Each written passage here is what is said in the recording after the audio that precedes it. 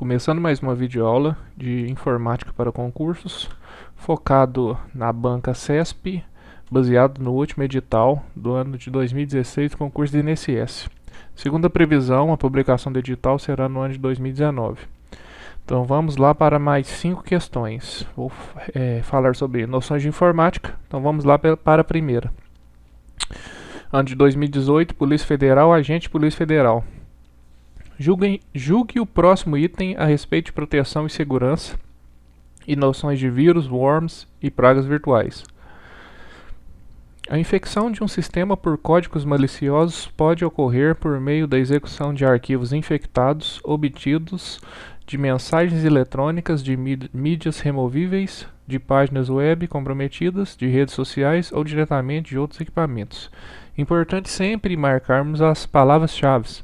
Então vamos lá. A infecção de um sistema por códigos maliciosos pode ocorrer por meio da execução de arquivos infectados, obtidos de anexo, de mensagens eletrônicas, de mídias removíveis, de páginas web comprometidas, de redes sociais ou diretamente de outros equipamentos. Então aqui temos uma questão bastante simples, referente a vírus, pragas virtuais. Então ele fala sobre a infecção de um equipamento, de um software, que ela pode ocorrer por código malicioso. E esse código malicioso, por exemplo, um trojan, um worm, um ransomware, ele pode vir infectado referente a arquivos infectados de anexos de mensagens eletrônicas, por exemplo, spam. Às vezes recebemos uma mensagem eletrônica indesejada, que é um spam, e em um anexo referente a essa mensagem possui um outro tipo de vírus que pode infectar o sistema operacional. Então essa questão é uma questão simples, resposta certa. Ano de 2018, Polícia Federal, agente de Polícia Federal. Julgue o próximo item a respeito de proteção e segurança, noções de vírus, worms, pragas virtuais. Um ataque de ransomware comumente ocorre por meio da exploração de vulnerabilidades de sistemas e protocolos. A forma mais eficaz de solucionar um ataque desse tipo e recuperar os dados sequestrados, criptografados, é a utilização de técnicas de quebra por força bruta da criptografia aplicada. Quebra de força bruta da criptografia aplicada. Então aqui temos uma questão que devemos analisar ela com calma. Por quê? Temos um ataque do tipo ransomware. O ataque do tipo ransomware, ele explora as vulnerabilidades do sistema operacional e protocolo e criptografa, ele sequestra. Por exemplo, temos um arquivo com uma extensão .txt, e o tipo de vírus ransomware, ele tem a sua própria extensão, por exemplo, crypt, referente à criptografia. Então aqui ele tem uma extensão .crypt. Se tentarmos essa técnica de quebra por força bruta aplicada, a programação do arquivo do ransomware, do tipo de vírus ransomware, automaticamente ele já tem a proteção da seguinte forma: qualquer modificação no arquivo, esse arquivo será inutilizado. Então, se tentarmos qualquer tipo de quebra de força bruta, o arquivo ele perderá toda a ação e você nunca mais conseguirá recuperar esse arquivo. A melhor forma de recuperar, ou técnicas para recuperação de dados dos arquivos sequestrados, é voltando os backups. Então aqui temos uma questão errada.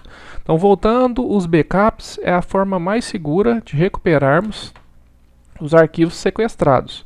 Temos que ter a máquina com antivírus atualizado, tomarmos cuidado para não clicarmos em determinado anexo, mas para recuperarmos os arquivos sequestrados, infelizmente a única forma é voltarmos formatando a máquina, o sistema operacional, se for o software Windows, voltando os arquivos do último backup, preferencialmente. Por exemplo, a máquina tem um servidor, ele tem o backup full, e também tem os backups incrementais de hora em hora ou de 30 em 30 minutos. Então pegamos esse backup full mais o backup incremental, voltamos os dados e recuperamos. Essa técnica de quebra por força bruta não é aplicável porque qualquer modificação no arquivo criptografado do tipo de ataque ransomware, o arquivo será inutilizado. Automaticamente, quem desenvolve esse tipo de vírus já faz a programação justamente pensando nessa situação.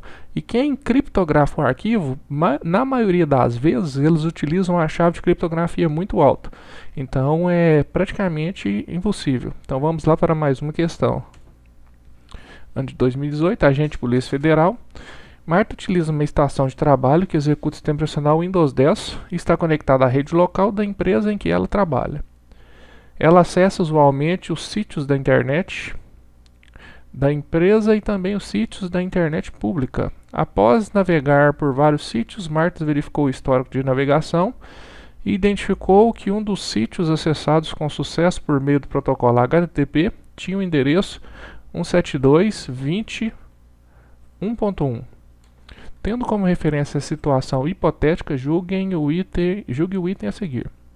Whois é um serviço, importante essa palavra aqui, que permite a consulta direta dos endereços IPv4 dos sítios visitados por Marta a partir das URLs contidas no histórico de navegação. Errado. Na primeira análise referente ao Whois, o Whois não é um serviço, o Whois é um comando. Ele é um comando para tentarmos descobrirmos quem é o proprietário do endereço IP. Então aqui permite a consulta direta dos endereços IPv4 a partir das URLs contidas no histórico de navegação. Por exemplo, se digitarmos o comando whois é um comando, por exemplo, usando o sistema operacional Linux, whois, e esse endereço IP, 172.20.1.1, ele irá mostrar todas as informações referentes ao proprietário do endereço IP. Na maioria das vezes são provedores de internet, ele vai mostrar qual provedor, quem é o responsável técnico, quem é o responsável administrativo e qual é o bloco de endereço IP, que chama AS, Sistema Autônomo ou ASN. Então essa questão está incorreta. Polícia Federal, ano de 2018. Tendo como referência a situação hipotética, julguem o item a seguir.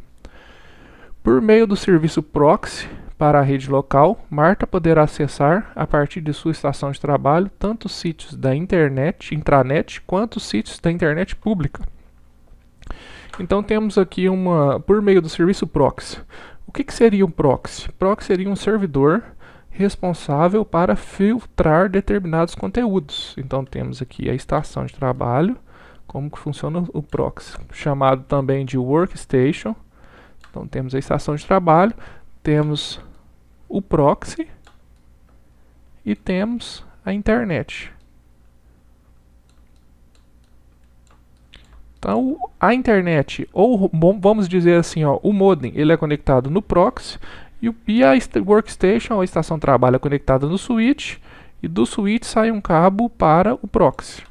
Então, quando essa workstation, essa estação, ela acessa o proxy já tem as ACLs dele, que são as listas de acesso, ela poderá acessar da sua estação de trabalho tanto a intranet quanto a internet. Na verdade, o proxy ele somente filtra o conteúdo para acesso à internet.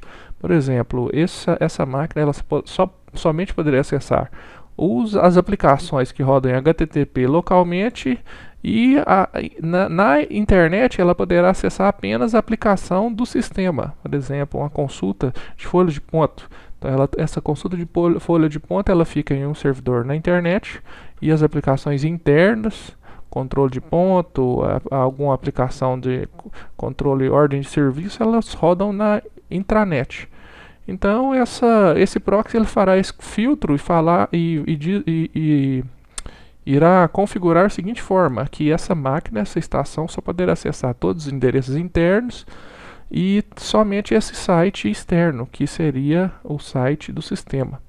Então aqui fala que por meio de um serviço de proxy para a rede local, Marta poderá acessar a partir da sua estação, sítios da intranet e também na internet pública. Correto. Resposta certa. Então vamos lá para mais uma questão. Tendo como referência essa situação hipotética, julguem o item a seguir. O endereço 172.20.1.1 identificado por Marta é o endereço IPv4 de um servidor web na internet pública. Conceitos muito importantes. Internet pública, servidor web, endereço IPv4. Temos o endereço. Primeira identificação que temos para analisar. que o endereço IPv4 ele é separado por 3 pontos. Então temos aqui 172.20.1. Então temos 3 pontos, é um IPv4. Então temos aqui a primeira assertiva. De um servidor web. Na questão não fala nada referente a servidor web. Se temos o endereço IP, não quer dizer que ele é um servidor web e que ele está presente na internet pública. Então aqui vamos considerar também que é verdadeiro. Então temos aqui verdadeiro IPv4, que ele é um servidor web. Na questão não fala, então vamos concordar que sim, que ele não fala que roda um aplicativo HTTP ou existe algum software web presente no servidor. E aqui temos a chave da questão. Já essa questão, em alguns sites, fala que a questão está correta. No entanto, a classe 172.20.1.1 ele não é um IP público, ele é acessado por meio de NAT. Então, o 172.20.1.1 ele é um IP privado. Então, ele não é acessável externamente. Essa questão está incorreta, porque na classe B temos um 172.0.0.1 até um 172.31.255.255. Então, essa questão está incorreta. Vários sites dizem que ela está correta. No entanto, se procurarmos o RFC, que é o Request for Common das redes TCP/IP, dirá que na classe 172.17.200/16, a classe 172.20.1.1 é o endereço de IP privado. Então essa questão está incorreta. Curtam o canal e até mais.